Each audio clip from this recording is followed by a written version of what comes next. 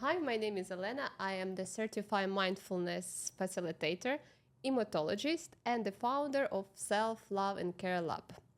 Self Love and Care Lab was created with the purpose to reconnect you back to yourself, to become your own best friend with no judgment. What does being your own best friend mean? Just being truly present for yourself, being connected with your physical sensation, your emotion, with no judgment, with no, just with acceptance.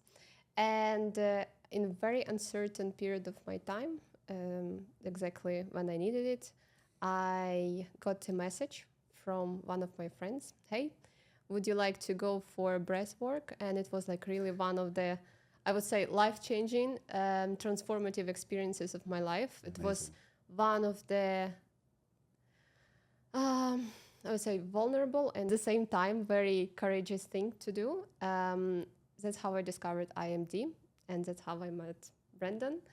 I am very happy that you accepted my invitation for this podcast. No worries. I would like to introduce breathwork to everybody I know. I already referred you to all my friends. Amazing. I'm so grateful for the experience I had, for the journeys that I had. And I guess it was like going back to self-love is not about, bubble baths, spa treatments, and I don't know, positive affirmation. It's much more than that. It actually starts from accepting your own emotions, accepting that, okay, I'm art, but I'm art in progress.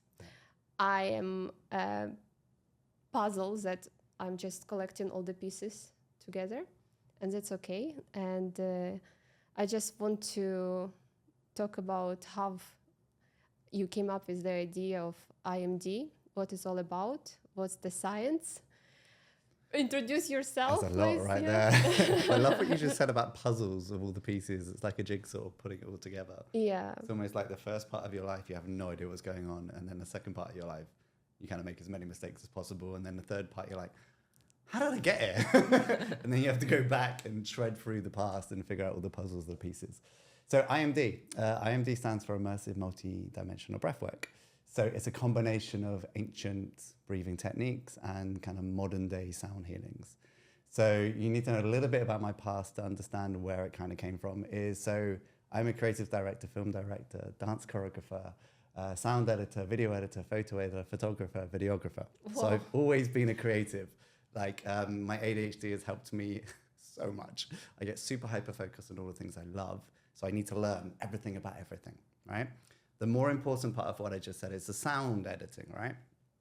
So if we go back, God, it's not that long ago. It's just over a year now. I was on a trip to Bali, like everybody does, to do some healing. And in short, I found breath work and did some sound healing and loved the two modalities. And they were incredible. They weren't quite as powerful as what we do now. So what we do, I say we, my company, me. I did a lot of research into breathwork. I trained up as a qualified breathwork coach, so I've certified, and then delved into like the deeper side of breathwork, the somatic conscious connected breathing, and then combine that with all the stuff I put in the immersive journeys. And the reason it's immersive is you come to classes, eye mask, headphones, you're on your own. You can't hear anyone, you can't see anyone, everything's blacked out. So it's not like most breathwork classes where you go and you can hear everyone going and you're like, oh my God, shut up. So we completely immerse people in this space so they don't get distracted. There is one time you hear each other, but I'm sure we'll talk about that. And in the journey, you have my main voice here, which is like the coaching voice. So that's the one you kind of listen to. There's some subliminal voices back here with a little bit of like touches of hypnotism, NLP, some coaching in there as well. Mainly affirmations, just saying like, you are great, you are amazing. The reason we put that in is because we're also using a binaural theta pattern, which puts your brain into a theta state. So you become very susceptible for messages like that, especially subliminally. And then there's also I always get the name, I always say Sofigo, and it's not Sofigo, it's Fegigo? Sofigo. I'm the wrong person to ask. How the hell do you pronounce it? Of course. Solfeggio. Yeah, I always get it wrong because it's spelled Sofigo, but it's like Solfeggio. So we pick a particular frequency. I won't say which one because it's a little bit like the secret sauce. And we use different ones for each journey to bring out different emotions because that creates vibrations in the body. And it tunes to particular things that the body does, whether it be healing, whether it literally be, there's some evidence behind certain frequencies literally healing organs, but others are very mental healing and so on. Match that with like 22 tracks of a soundtrack, a very, very, very good soundtrack, every single one of them. And the soundtrack takes you on a journey. Now, going back to my past of being a creative and writing and putting on shows and making a narrative, having climaxes, having all these emotional roller coasters in a show, I've kind of taken all that knowledge, all my new knowledge, and the knowledge I have of all the technical side and the sound editing, and I've brought it into this kind of one product. So I'm still doing all that stuff. And this started off as like one class in January. So it's only just, it's like 10 months now it started. And one class, don't get me wrong, in the beginning it was hard. Like no one knew about it. So it was like trying to get people to class. And then suddenly people started showing up, word of mouth spread fast. At this point, I was doing no advertising. And then before you know it, the class was sold out. So I was like, wow, okay, I need to create another one. I only had one journey at that point. So then I created another journey and again, opened another class, and that started to grow and grow and grow. And before you know it, I had a ton of journeys. And by the end of the sort of Dubai season, for the people that don't know, Dubai works in seasons. When the summer started to come in, I was like, right, I'm gonna take this international, because people kept asking me, can I teach this? Can I teach this? Can I teach this? So yeah, IMD at the moment is growing internationally. We currently have 12 instructors around the world, all waiting for their headphone kits to show up in the post, ready to get going. So we're like at the preface of hopefully something really big, I hope, fingers crossed. So going back to bringing the emotions on the surface, where do you usually store the unresolved emotions in their body? Yeah, so this is different for everybody. It depends on the trauma, it depends on the emotion, and it depends if they released it in the moment or not. So you kind of need to rewind a bit. So I can talk about what actually breathwork does, and then you'll understand the trauma a little bit better. So there's obviously thousands of different types of breathwork, and depending on the class, the aim is to engage the parasympathetic system or the sympathetic system. Parasympathetic being the rest or digest, sympathetic being the fight or flight or freeze. You know, so that's the one that activates when we see a threat or we see something wrong. So what we do in the breathwork session is we teach people to breathe in a way where we off gas, we release all the CO2, and we do it in such a rapid breathing motion that the body can't build up CO2 fast enough. So we reduce the CO2 in the body. This is important, I promise. So suddenly what's happening is we've got less CO2 in the body. Now, without CO2, there's a protein called hemoglobin, right? So the hemoglobin is what carries the oxygen around the body, and its affinity to oxygen depends on its CO2 balance. If I lose you at any point, please say, can you repeat? So when you have a lot of CO2, the hemoglobin protein will let go of the oxygen very freely, and you'll get a lot of oxygen to your muscles and brain, and great, happy days. Now, what we do in a breathing session, we activate the sympathetic nervous system, and we restrict the CO2 moving around the body. So the hemoglobin becomes more clingy. So it basically grabs onto this oxygen, it won't release it. The irony is we're taking in more oxygen. But because the hemoglobin doesn't want to let go of the oxygen, we're getting less oxygen, which is called vasoconstriction. So it literally constricts the red blood cells. So if you've been to a session before, you might notice sometimes you get muscle cramps, and this is something called tetany. This is normal. It's not a bad thing. It's actually, for me as an instructor, when I see this, I'm like, okay, they're breathing correctly. That's good. You know, they're going deep, they're going in. They want to really challenge themselves today, which is 50% of the battle. Getting through that discomfort and getting to the other side of that discomfort is a reflection on life, because I'm going to digress a lot, so I'll come back to the point. In life, when people meet something uncomfortable or an uncomfortable situation, they have two choices: fight or flight, or, you know, freeze. Three choices. So in breathwork, because it's uncomfortable and because it's discomfort becomes a lot sometimes. So people have a choice.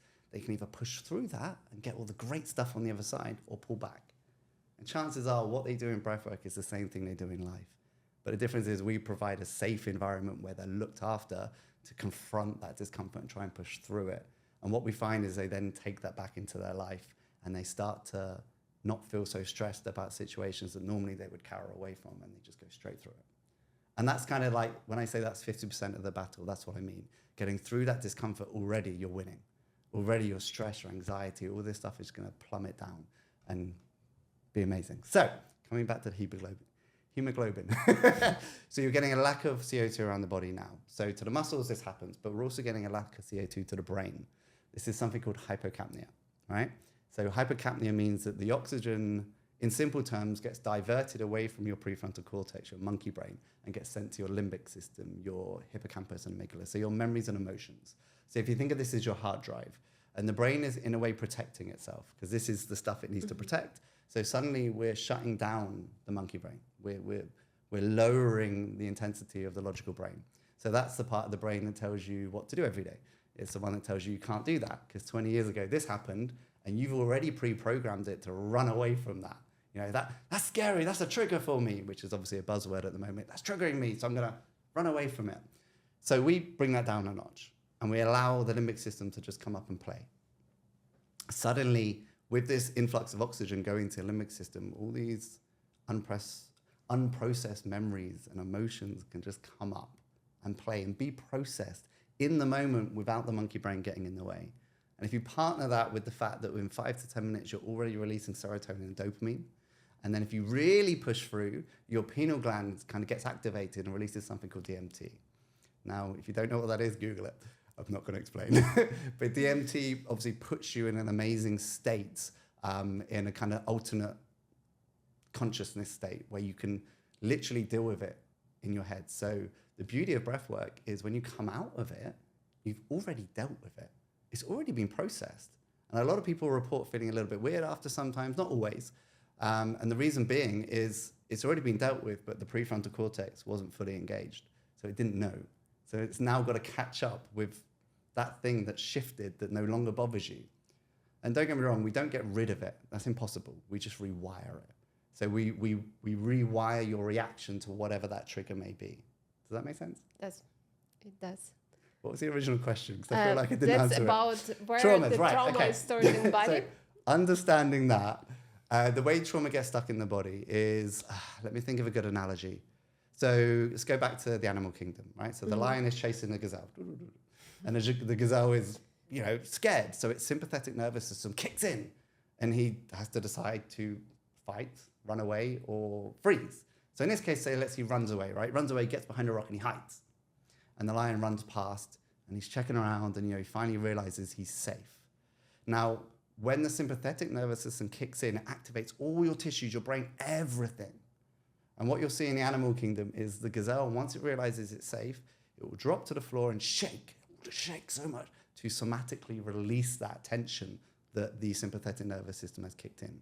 Now, how many humans do you see every day that drop to the floor and shake when bad things happen? Not so many. They hold it in. Yeah. So when your sympathetic nervous system activates, and it activates all the muscles and the tissues and everything, and it sends everything in the right place to fight or run away or freeze. If we don't release that, which is the majority of humans, then it gets stuck. So it actually will get stuck in certain parts of the body, depending on which one activated the most. And then you're going through your day and going through your years and your life, and that's never left. This is why you hear story after story of people having this physical thing that can't quite be diagnosed, and they go into mindfulness practice and they do breath work and meditation and yoga, and it just disappears. It's because it was an emotion, it was a trapped trauma from the activation of the sympathetic nervous system and never being released, never being let go. This is why when people talk about crying, for example, crying is the best release ever. Cry, let it out, yeah? When you cry, you release the cortisol. They've actually tested the tears, and there's cortisol in the tears. So allowing that cortisol, which is the stress hormone, to release, the adrenal gland can kind of reset and allow releasing happier hormones into the body and lower your stress. Now, obviously, we live in a weird society where people wake up and they go, phone. Not only are they looking at blue light instantly, and our brain thinks blue light is the middle of the day, so it goes, duh, and it's awake. So it goes all the way from sleep to awake, when in the morning you need to gradually awake. So that's an instant stress. Then they check their emails, and they go to work, then they have to drive in Dubai. And then all these stresses, but no one's releasing them. This is where you need to get mindful. This is where you need to scream. This is where you need to breathe and find these things to release. Yes. So where does it get trapped in the body? It's different for every person. There are certain areas, like the chest is normally related to sadness. Neck and shoulders is normally related to kind of stress and anxiety. Hips are normally related to some type of abuse normally. Belly and digestion are always kind of strongly related to around here, of course. And then the chest is kind of just constriction, right? So depending on the person, it just goes to different parts of the body. Sometimes it can go to a really random part. Like I'll give you a story of she's actually one of my instructors now. She came to one of my classes and I was obsessed with pushing into her belly and I never knew why. Because I was like, you don't look like the person would have any digestive issues. Anyway, it turns out after the session, she said to me, like, why were you pushing into my belly so deep? Because I was really going deep. And I was like, I don't know. I just felt something weird going on there. And turns out she had an operation there not that long ago and the pain was still there. And after the session, she was like, I feel like the pain's gone. And to this day, it hasn't come back from one session. Wow. One session. So where does trauma hide in the body? Everywhere. Depends on the trauma. It depends how you reacted in that moment to whatever that trauma is. And let's be honest, most of our traumas come from before the age of 7. And we don't remember them. And this is the beauty of breathwork. You can access parts of your brain where memories can come up from, I had a memory from when I was 2 years old that turned out it was one of the reasons I really dived into breathwork, because I had this memory of when I was 2 years old. I won't go into the memory, but it was actually the catalyst for one of the deepest traumas I had my whole life. And I didn't even know where it came from. 20 years of talking therapy, one session of breathwork in an hour. And I had this memory followed up by a few sessions. And by the end of the week, triggers are gone. Absolutely gone. Just disappeared. Wow. Madness. I tend to carry the emotional traumas in my jaw, my chewing muscles. Yeah. That's where I always like, oh gosh, again, something has. You wake up in the morning and you're like, oh. Yes, but after some time, like even in the last session, you actually advised me to Google. And I was like, okay, well, actually, grudges, like holding grudges against somebody. Yeah. A lot of things. Yeah. I like to look at emotions as a messengers, because they always are there to tell us something, right?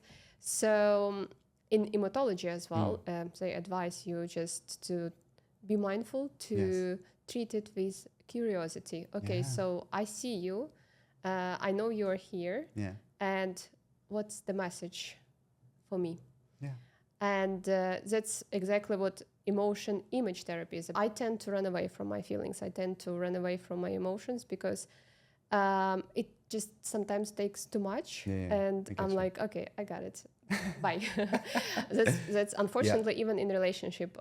Exactly. I used to be like that. I just gonna be overwhelmed. I get scared.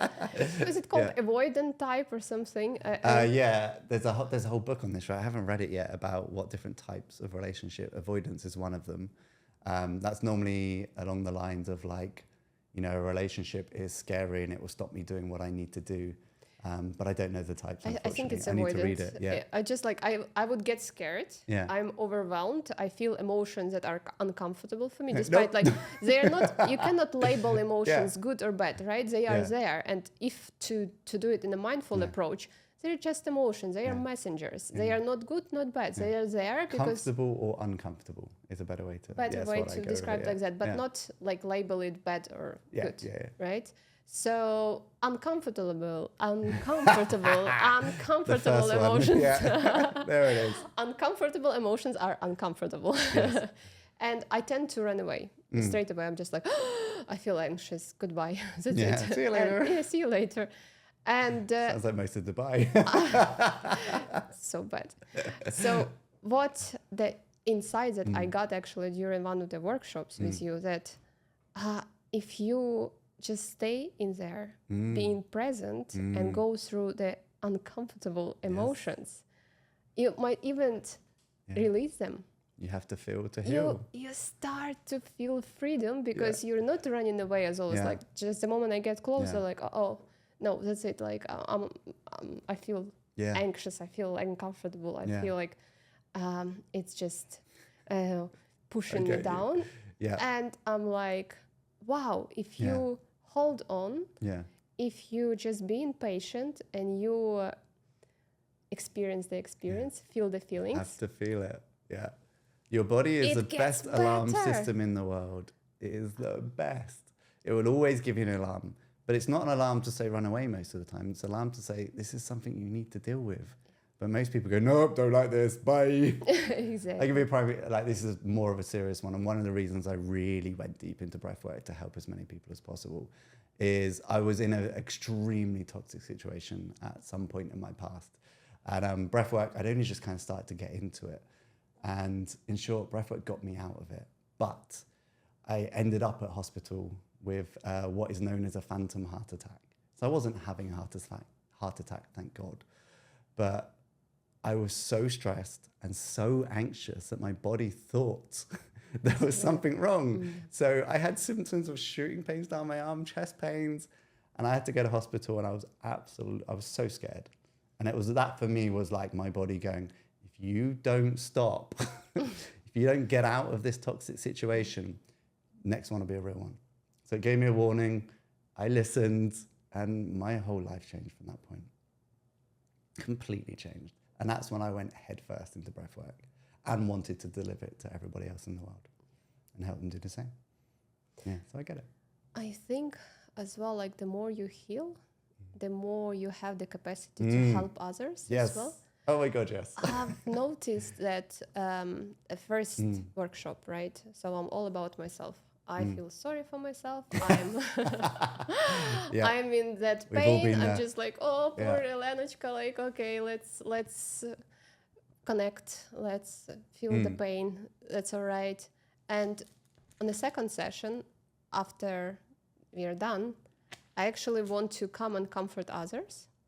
So that's when you reach the level when you not only care about yourself, but you have the capacity, you have the empathy, the compassion for It drops others. those barriers super fast. And I'm going back to the cheesy phrase. Yeah. Fill up your cup first. Yes. Put your safety mask on first, because you can give love to others only when you already filled your void. Yeah, Only when you are already healed. Otherwise, you don't have the again capacity to help others. You have to be selfish sometimes. You've got to look after you first. If I've you're unhappy, there's no way in hell you can be there for people. Yeah. People call self-love selfish a lot of times. I've I heard would this, say I would say that showing up in a relationship, demanding love from others because you're empty, that's selfish. So Exactly, reframe it. be selfish with your self-love rather than selfish in relationship, demanding love from others. What is the most impressive transformation you witnessed in one of your workshops? Wow. Okay. So the problem with workshops is obviously I don't see them always when they leave. I only see them if they come back. However, there was this one guy, I don't remember his name because I'm so bad with ADHD. I can't remember names to save my life. Elena, right? Yes. Yeah, just checking. Because I've got you on the phone. I see your name, Elena. Anyway, so he came to a workshop in Abu Dhabi a while ago. And he came to one workshop. And I remember him very specifically because he had a lot going on, like physically. I could see it in his body. He was shaking. His screams were incredible. Like you could hear them in the next building. They were incredible.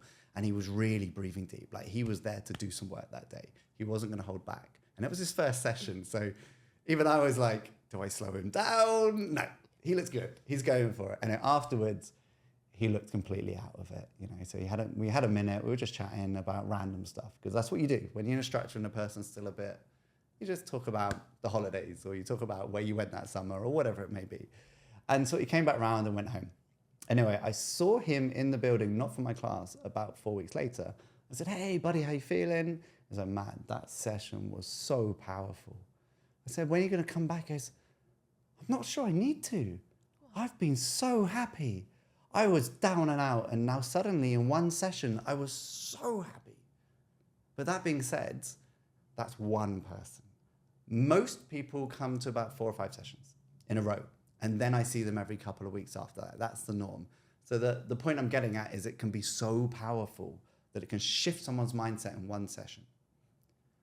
However, the continuation of breath work just keeps shifting stuff. I do it every single week, my own journeys, which is super weird because I'm hearing my own voice telling me what to do. And at first I was like, this is going to be weird, right? Me telling me what to do. But then I realized if I was going to believe someone, it would be me, right? So I listen to myself. So yeah, most people come and they start the shift and then they keep going and they keep going. And different things shift every week. Some weeks you can show up and have the most incredible, mind-blowing journey and remember everything. The next week you can come up, maybe you'll just remember the physicality, but you don't remember what happened in the brain because your brain was so disengaged, you don't need to remember it. My last session, I was all locked up like this, and I had the most creative thoughts on how to grow this, my company and get it out to the world. So each session is completely different. It's a completely different experience. And I'll give you another example of a friend. He's become a friend of mine now because he used to come to my sessions every single week for I think it was about 15 weeks in a row. And then he had to travel and work. Super busy guy. And he was like, how do I do this when I'm abroad? And I was like, well, you don't at the moment. I said, because I don't plan to release it online at all. I only want to do it in person. I think putting it online kind of lowers its value a little bit and you don't get that in-person feeling. And he goes, the problem I have is the first 5, 6, 7 sessions, I was releasing, I was crying, I was letting it go. And then I realized that after every session, for about a week afterwards, my stress was down, my anxiety was down, my production was up, my clear thinking was, my clarity was there. And I was making much better decisions. And he was like, the week I didn't come to your classes, I really noticed it. My sleep was worse. My decisions were worse. I was getting ratty with people faster. I was snapping at people. He goes, it just balanced me. So it depends what you want breathwork for. To come back to the question is, yeah, it's different for everybody. Honestly, it's different for everybody and everyone has their own journey. And I'm sure there's a bunch of transformations out there I know nothing about. But we reached over 100 5-star reviews on Google yesterday. Wow. And every single one of them says, my life has changed. The transformation. This experience is like nothing I've ever experienced. This is so powerful. I could go on and on and on. So there are now hopefully thousands and thousands of people out there who are living much better lives because they came to my session. Yay! I'm one of them. Soundbite. Also, something I just got on my mind. Emotion has a tendency to mask. So, for example, you have anger, but it will disguise itself as fear. Or you have sadness that will mask itself as aggression, you become aggressive. So for me it takes time because I have a lot of control issues. I would say I just control myself all the time, so I need to relax to get to the point what exactly bothers me, because to shred all these layers like onion, you're just peeling it to get to the truth. So for me, I need a couple of sessions to get to the source, to get to the emotions that actually bothers me. So I've been thinking, how many sessions would you advise? Obviously, you just mentioned that one of your clients is just continuous. Constantly. But if we are addressing, still comes now. if we are addressing one specific emotion, that the person comes with a specific problem, that they have the emotional trauma that they want to target at. Yes. How many sessions needed? Obviously, it's minimum and maximum. Different for everybody, and you knew I was going to say that. I knew it. However, we do have different journeys. So we have 9 journeys now, which cover a wide range of different topics. Anything from the shadow journey, which is one of my favorites. It helps you bring out the things you've been hiding, not in a weird way, because everyone goes, wait a minute, but in the bit that you've been hiding so much that it's literally your inner shadow, because you've created this facade in front of you that's completely covering what's going on. So that journey alone would probably really help you to bring out whatever you've been covering up.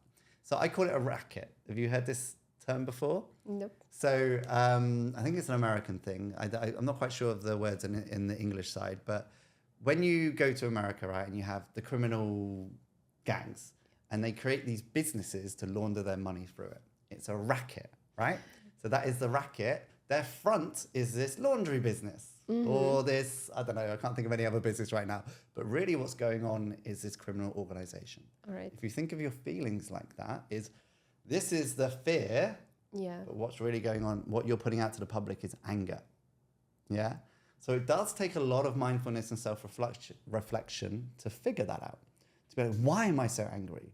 But first off, you've got to figure out you're angry, right? Because some people are angry and they don't know they're angry. And people are like, that guy's so angry. No one's telling them. But they're just this angry person running around, stressed and in a sympathetic nervous system constantly. So first you've got to acknowledge, it's like Alcoholics Anonymous, accept that you are an angry person. Why am I angry? And then you can go back and go, well, what happened when I was 7? What happened when I was 13? What happened when I was 18 that made me this angry person? Because what happens is, when it comes to personality traits specifically, they do come from a trauma. So let's see, I don't know, I give you one of mine, for example, that I realized 10 years ago, is I've got 2 older brothers. And as a kid, I idolized them. I looked up to them. I thought they were the most amazing things in the world. So I'm 6, and we live in this little country town in Dorset in England. And they were going to play with their friends, and I wanted to play with them because I thought they were cool, right? So they were like, yeah. So I'm getting ready to go, and I ran out after them. They ran away from me. Now, that sounds so silly as an adult, right? Oh, whatever. But as a 6-year-old, I was devastated. They didn't want to be my friend. No one likes me. This is the pattern your brain. Yeah. So learns. then as a 6-year-old, I went, well, what do I need to do? I need to be more likable. People need to like me. So from the next day, I carried on this process of being more likable. I begged to have the coolest computer consoles. I would organize the parties. You can't not be invited to your own party, right? So, so I would end up being the organizer and taking control and doing this and doing that, all from a place of insecurity, right? So something happens, and then you go, I wasn't enough. I didn't like that. That didn't feel good. What can I do for that to never happen again? And then you create your personality. It's called your strong suit. So you create this strong suit that ends up being what you put out to the world. However, if you can get okay with that and get good with that little kid, and the inner child is a whole nother conversation. Yeah. If we can get good with our inner child, we can be okay with that and go forward and not have to be likable. Know when to go, no, I'm not doing that. You know, because as a likable person, you say yes to everything. I'll do it. So, you know, having that facade in front, that racket in front, you need to figure out where it came from. Now, this is the beauty of breath work. But the advice I would give you is don't think about it. Don't overthink it. Come in and let your body figure out what it needs that day. And keep coming until you get to whatever that is. Because I promise your body will know. Because remember, trauma is stored in the body. Yeah. Your body knows what's more urgent. And it's going to deal with that. And it might be something you knew nothing about. It might be a trait of yours that has been holding you back for years and you didn't even know. And then suddenly it comes up in a vision and you deal with it.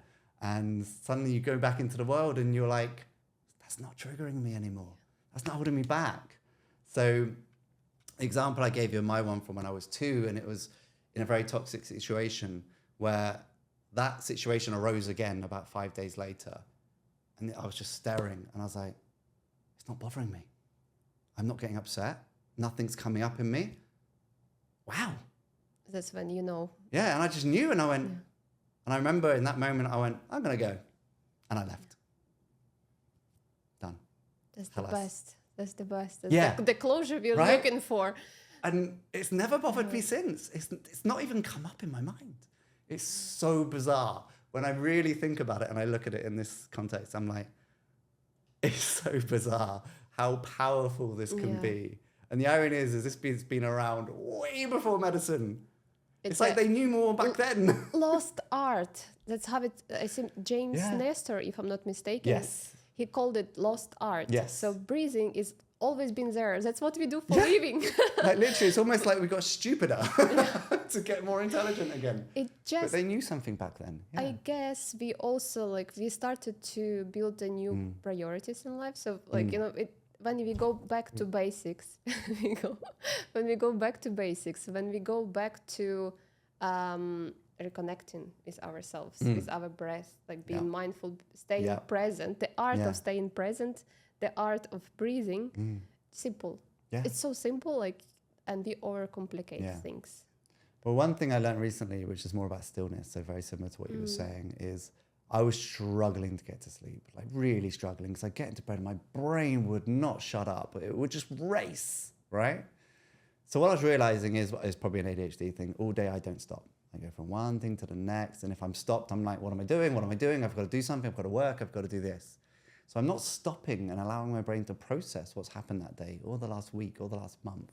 So I was getting in bed, finally stopping. My brain was like, right, I'm going to get you. And then it was just like, blah, blah, blah, blah.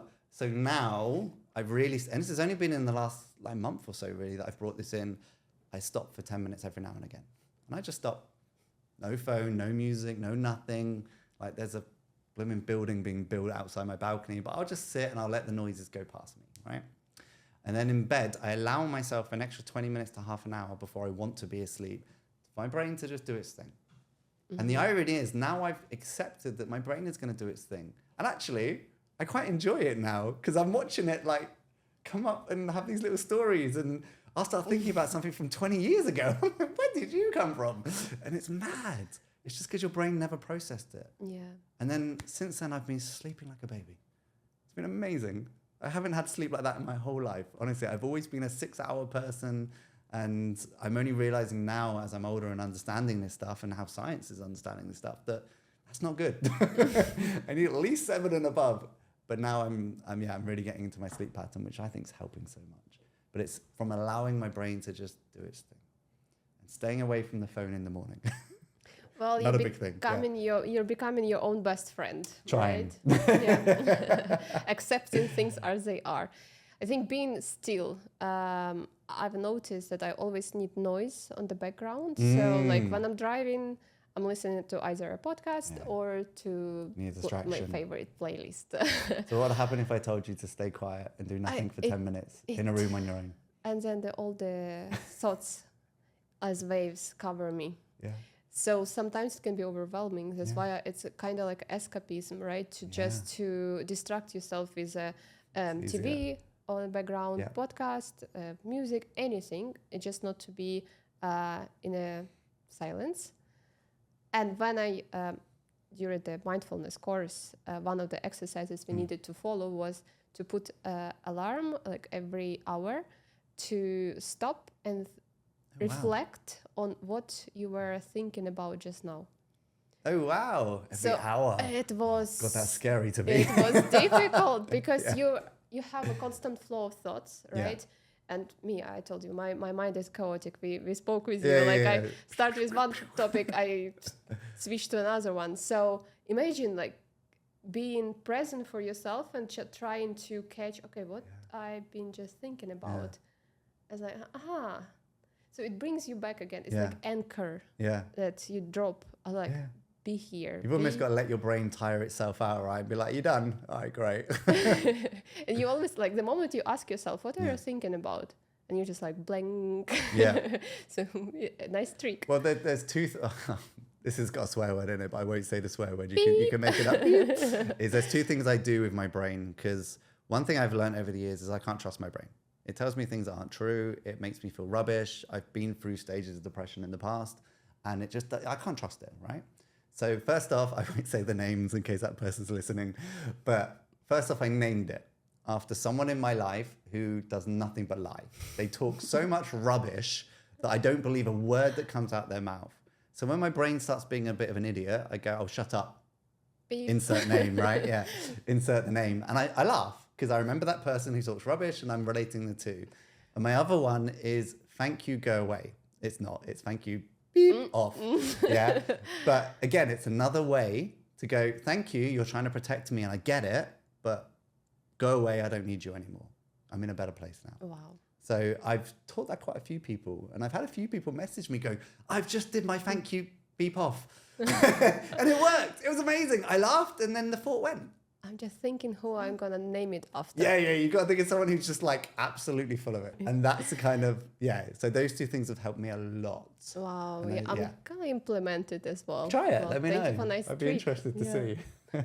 So we do around 20,000 breaths a day. We do now. So that's not necessarily a good thing. So The question was going to be, I Yes. so interrupted How you. do we make each breath count? Slow it down. Have points where you can breathe slower. You know, there's something called the resonance breath. It's worth Googling. And it's all about kind of lining up your body in sync. And, you know, I'm not 100% how it does it yet because I'm still kind of delving into this stuff, but it helps with your HRV rate. So it'll help you up your HRV rate as well. So heart rate variability. So a lot of people think that the beep, beep, heart going at a normal rate is a good thing. It's terrible.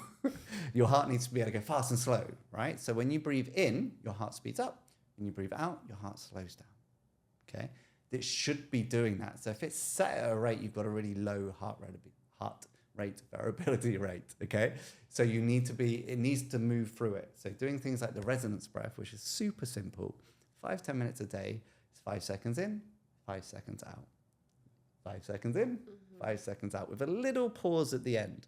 Because I can't remember who's done it, so I don't want to butcher it. But basically, the perfect breath is supposed to be 5.5 seconds in and out. But because no one really thinks in 5 and I'm a dancer, so I do. So I go 1, 2, 3, 4, 5 and 1, 2, 3, 4, 5 and 1. So you hold for that split second. So you would breathe in 1, 2, 3, 4, 5. 1, 2, 3, 4, 5, and just do that for 5 to 10 minutes a day. You can do it in the car. Make sure you're breathing through the nose as well, so you're getting all the nitric oxide in as well. So don't do it through the mouth. Although in my breath sessions, we breathe through the mouth because we want to engage a certain part of the body. But in this case, it's a great way to, you end up doing 5 to 6 breaths per minute, as opposed to the average, which is about 20. You know, and the more quicker we breathe, the more we engage our sympathetic nervous system, which is our stress response. So the more we're stressed. So we need to slow that breath down. And the quickest way to do that is just do 5 seconds in, 5 seconds out. Google resonance breath. It's really interesting. A lot of athletes are doing it now to help with their heart rate, to help with balancing their body. So I think the theory is that they call it the resonance breath because the whole body becomes in sync with that timing. So also the other, a lot of people do this. 1, 2, 3, 4, 5. 1, 2, 3, 4. 1, 2. 1 Mississippi. Yeah. 2 Mississippi. 1 elephant, 2 elephant, whichever you count. So try that. That's a really good one. And something to also remember is your exhale is what calms you down. So that's the one, if you think of your inhale as your sympathetic, your exhale is your parasympathetic. Also belly and chest. Your belly is your parasympathetic, your chest is your sympathetic. So just to remind in case people forget, sympathetic is your stress, parasympathetic is your relax. Okay, so if you breathe in and out the nose and into the belly, doing that 5 in, 5 out, you're engaging more of your parasympathetic. Now, if you do 2 seconds in, 4 seconds out, it will engage your parasympathetic system even more, help you relax and slow your heart down. So remember, inhale, faster, exhale, slows your heart. So if you do a short, sharp breath in through the nose, and then blow it out through the mouth really slowly. Just automatically you want to. Yeah, it instantly settles you. You know, I teach that in my class. Is someone's having really heavy journey and they want to slow it down, do the reset breath. Yeah, it just resets you, nice and relaxed. So yeah, always think about. So if I'm in the car, for example, and I'm stressed, maybe I've read something or heard something, or the traffic, or it's Dubai. Yeah, let's be honest, the traffic is getting worse and worse. It does. God knows why. Everyone's coming here. I do that with a bit of a sound. So having a bit of a sound, a bit of a resonance will help your body as well because the vibrations help your nervous system relax. I'm Try it. relaxed. That's my favorite one when I go into bed because it's so funny. I have this routine before bed and ironically it stresses me out more because I keep forgetting. My brain goes, I didn't put water in the humidifier. Oh dear. You know, so I go, damn it. And then I think it's just like, right, I'm in bed now. Breathe. So a sigh is another great thing as well. So I love sighing. Everyone thinks there's something wrong with you though. It's really funny. So if I'm talking to someone that's talking a lot and they're very like, and I go, they go, what's wrong? Nothing. I'm just relaxing so I can engage with you properly. So it's funny because the whole world at the moment thinks that when you breathe like that, that means there's something wrong. No, I'm just breathing to keep myself relaxed. So there's also that perception that I think we need to change a little bit. If someone's focusing on their breathing, it doesn't mean it might mean they're stressed, but it doesn't always mean there's something wrong. It just means that they're very conscious of their breath. So they're actively breathing rather than just letting their body do it for them. Because that's the problem, right? We're in a world that's so stressed. Everything around us is a stress. You wake up, phone, coffee, internet. The sun. Yeah. Driving, get to work, boss, grrr, get home, traffic, gotta cook dinner, the wife, husband, parents, kids. You're stressed all day. You know, if you think back in the day, what we were scared of was a lion eating us. Now it's everything. So you're stressed all day. So people need to start really being mindful of their breath. Obviously, I specialize in the breath, you know, so I'm like fully focused on the breath. There are other things. There's yoga, there's meditation. Journaling. Yeah, journaling. And breathwork works for me because of my ADHD. It's something to do and focus on. Mm-hmm. You know, I still, even now, even though I've started doing this, find it difficult to just sit and stop. Interestingly, usually people, if they think about mindfulness, they either associate it with meditation, right, or with like mindfulness exercises like journaling, but breath work will be the first exercise to go for. Yeah. Because it's the one that is the accessible. Yeah. You can do it free. It's free. You can do it anywhere. Yeah. And just to bring you back to yourself, because the moment you start to notice, my inhales and exhales, you're already back to yourself. Yeah. You're already back in the moment, right? Exactly. So well, one trick I'm going to teach you and your listeners is a lot of people say, just go straight for the parasympathetic breath because you want to relax yourself, right? And that will give you a slow decline in relax. What I've found, now I don't have the science to back this up, this is from my personal experience and people I've been helping a lot, is you want to engage your sympathetic and push your body first, then drop it into the parasympathetic. So you do simple in and out, so 50 breaths of within 6 breaths, you already start to feel a bit dizzy. You already start to feel a bit lightheaded. You already feel your blood pressure going up a little bit. You know, it pushes it up. It reduces your CO2 in your blood. Your hemoglobin's holding the restriction back, and you're pushing into that stress on purpose. So you push it. Do a breath hold. After 50 breaths, now holding your breath. 1, you're going to feel amazing. Everyone gets addicted to breath holds. Be careful. Just do a minute or 2, and suddenly your CO2 starts to rise very fast. And then oxygen starts to hit your blood cells very fast. When you come out of that breath hold, go into the slow breathing. And what it does is it peaks you. And then when it drops you even lower than your baseline. So suddenly you're going into a deep relaxation. So before bed, specifically, this is when I do it. I do 2 minutes of breathing, a 1 minute breath hold. And then I go into, and I'm in bed at this point, I'm lying back, eyes closed. And it will relax me so fast that I will just drop into my parasympathetic and get very relaxed very quick. So I believe you have to spike yourself before going in. Otherwise, it's just a slow, going straight for the slow breaths will just bring you down really slowly. I'm very much, as you can tell by my actions, I'm very active. So I want something that's going to work. And this does. Push it up, let it drop super fast. And then you stay down there. As long as you keep it there, of course, you'll stay in that nice relaxed state. Wonderful. So if you're super stressed at work, go into the toilet. Go sit on the toilet. Hide. Do whatever you need to do. Just go and do the activating breath and really activate yourself and then drop it back down. In total, you're talking 4 or 5 minutes and you'll reset your nervous system. So I've noticed that in the class that I previously joined for breath work, there were more females than males. And just the questions that popped up in my mind straight away are like, why is so? Like, why there are more females attending the classes? What's your experience? Do you know what? At first, yeah, you were right. There was more women come to class, but now I'm seeing a complete balance. There is just as many men coming to class. I've had classes that have been mostly men. I think with what I'm doing, IMD, I'm not coming at it from a kind of woo-woo perspective.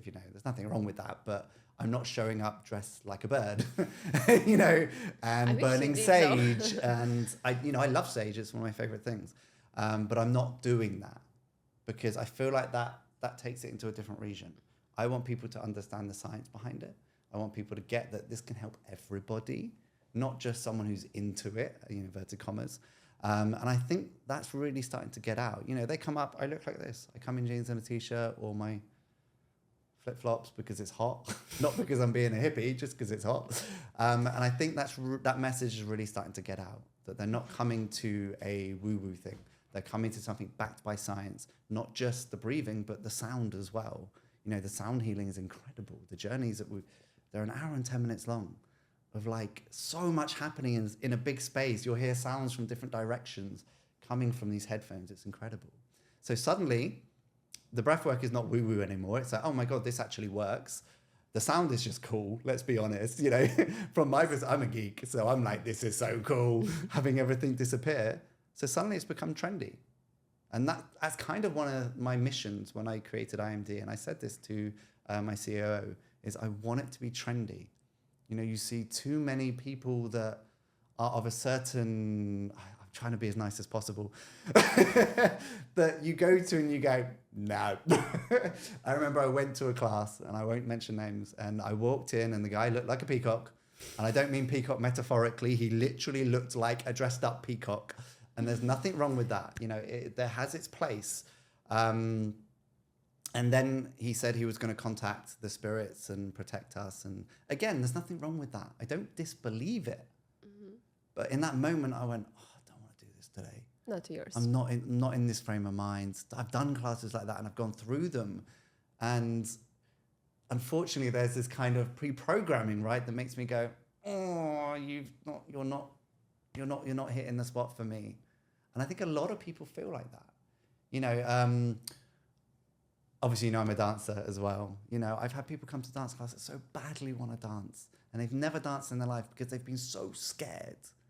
Now imagine showing up to a class where they're making you dance around like crazy and everyone's going, oh my God, look at me. It would scare the hell out of people. It's intimidating. And this is what I think IMD is bridging the gap.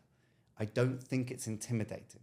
I think they're more scared about what's going to come up and because they really believe it's going to work. So they're more scared about what's going to open their mind up to, or are they going to be locked up, or is it going to hurt? They're more scared about that because they see it from a science perspective. They see what it's doing to the body rather than, am I going to be embarrassed? Because they're lying down, they've got an eye mask on, they get headphones on, no one can see them. No one cares. Everyone's in their own journey. So I think I like to think IMD's made it trendy and overcome that problem of being embarrassed to go to a class like this and feeling silly. So I'm hoping that's why we're getting more and more men coming to class. And, again, we're getting more and more women come to class that I wouldn't normally see at something like this. And I'm like, oh my God, you came. I have friends that would outright point blank say no to me. Now they come to my classes and they're telling all their friends, and all their friends come to my class. It's great. I love it. More and more people are ready for that, I guess. I just hope it keeps growing. I really do. I really want to heal as many people as possible and help as many people as possible. It's very, do I pronounce it correct way? Cathartic. Yeah. Experience. Cathartic. Breast work. I was such an English person. It's cathartic. No, I'm not gonna even try. It's emotional release. yeah, there we go with that. Yeah. It's a release. It's the easier word. So what do people should expect from the workshop? Okay. Good question. So when you first come, I will sit everybody down. If everybody is new, anyone new in the room, I'll go through like a 15-minute speech while I explain what the journey's about. The process of the journey. So I'll go through the timeline and the narrative and the peaks and the troughs. And then I'll explain that it's probably going to get difficult, and I'll go through all the things that might happen. Doesn't mean it's going to. And I tell everyone everything so that when it happens, they don't freak out and pull out. Because that's the worst thing. In the beginning, when I wasn't as experienced, I had people kind of like, oh, I feel dizzy. Oh, my hands are hurting. It's like, that's good. Now I'm honest, and I'm like, this is what might happen. Be ready. So yeah, we go through the what might happen. I explain that we specialize in emotional and traumatic release, and that it might get emotional. You're probably going to cry at the minimum. And if you don't, that means you are really in control, and you probably need to let go of control a little bit. You might shake, you might sit up, you might laugh a lot. I have people laughing constantly. I had one lady singing a song in Spanish, and she swears on her life she doesn't know Spanish. She was an Arabic lady. She was like, I don't know Spanish. So we were like, I promise you, you were talking Spanish, maybe Italian, but it was in Arabic. She was like, I don't know it. So it's crazy. So I explained that, lots of things might come up, old memories, you might feel nothing, you might feel everything, you might remember everything, you may remember nothing. And then once I've gone through that, I'll go through contraindications and I'll talk about, if you're suffering from anything, then I will give that person a lighter breath work for that point. So we do protect the people that come in with something. Absolute no. I think past 3 months is like a no, don't do it. Yeah, do it, don't. And if a breathwork instructor tells you, no, it's fine, don't listen to them. Yeah, this type of breathwork. So somatic, conscious connected breathing. The light breathwork, do it all day. It's fine, it activates the right things. And then I talk about body work. So in our class, all our instructors do body work. We've all been acupressure trained, so we know which parts of the body to go to. And a lot of it is sense. It depends what side of the fence you fall on. So I do believe in the science side, and I'm starting to believe more in the other side, whatever you want to call it, the holistic side. But the science side says there's vibrations.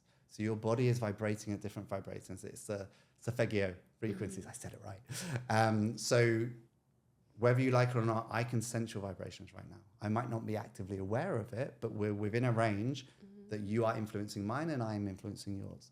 So you must have been around a person who's absolutely miserable before and suddenly you walk away feeling like, oh, I feel miserable now.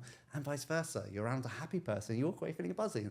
You're absorbing each other's energy. It's just vibrations. They've tested it and scientifically they can absorb it from, I think it's 2 meters away. I might have that wrong, but check it. So I go through the bodywork. We always ask people, who doesn't want to be touched? Tell me now.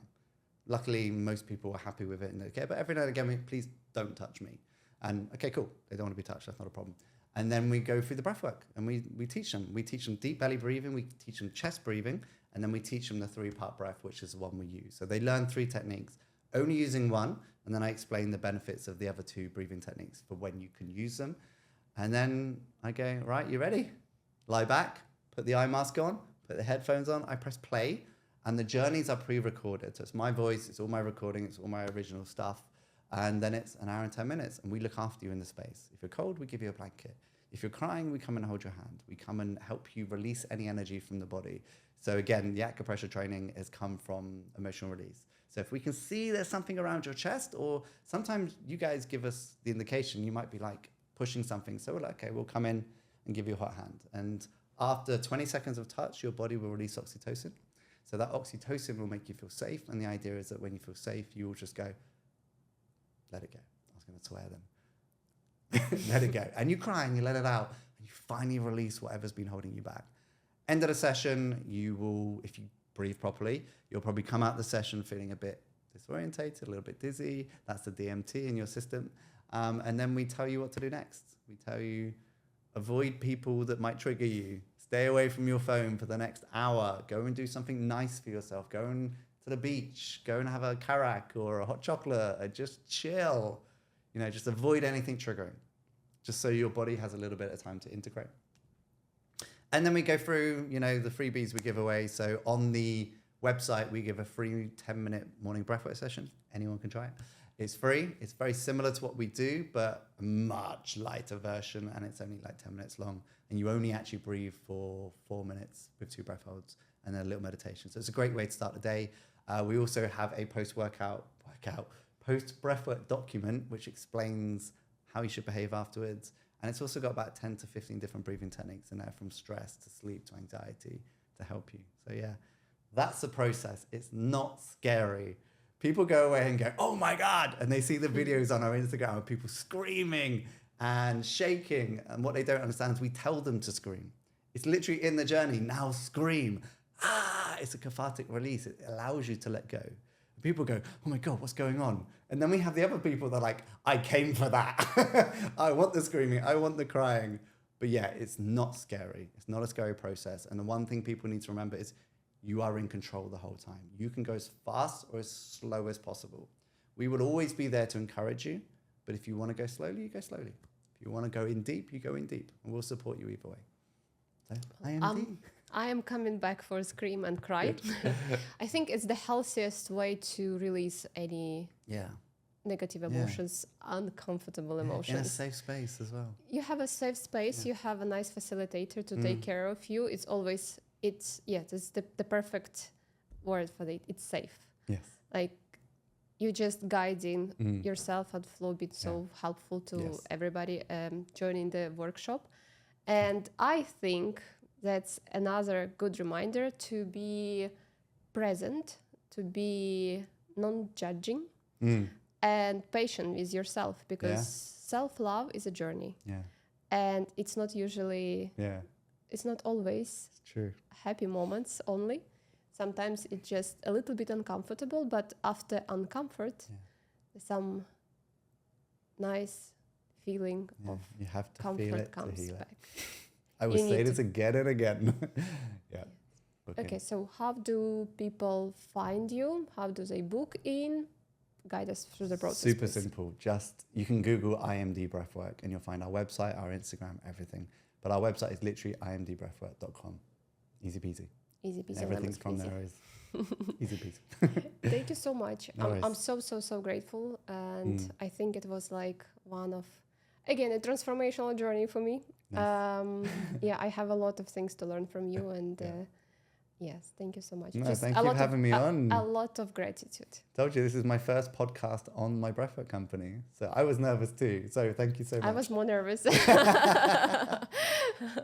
Hopefully many more. Yes, yeah, it's just gonna be, it's to get, you know, I think as well, the big thing is why we're not addressing the suppressed emotions, why we're not changing, because we're waiting for the perfect moment. There is no perfect moment. The My friend, sorry, you just reminded me, it's like, people always say to me, like, I'm not ready. And I said, well, if you were ready, you wouldn't need it. That's one thing. And I had someone say to me once, be careful you don't re-traumatize someone. And I just replied saying, how do I re-traumatize a traumatized person? They're already traumatized. They just don't know it. to get the ball rolling. Yes. Yeah, right. Thank you so much. Thank you very much.